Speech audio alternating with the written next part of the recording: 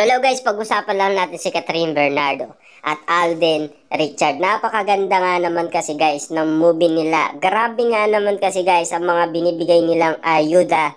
Kitang-kita naman natin guys ang kasiyaan ni Catherine Bernardo at Alden Richard. Mas kikiligin nga naman tayo guys sa bagong tambalan nila dahil mas pinapakita nila guys na talagang mas kikiligin tayo ngayon sa bagong movie nila kesa doon sa nauna. Kasi alam naman natin, iram lang naman dati si Catherine Bernardo para kay Alden Richard, di ba?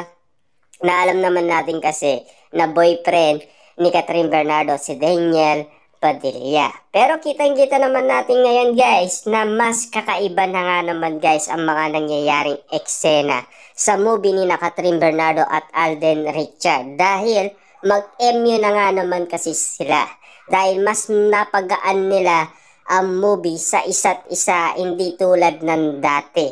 Medyo naiilang pa sila sa isa't isa, lalo-lalo na guys sa mga picture taking kasi ang ginagawa nila for friendly picture lang. Hindi katulad ngayon guys, mas nakikita natin guys na nagkayakap, diba? Laging magkaawak ang kamay.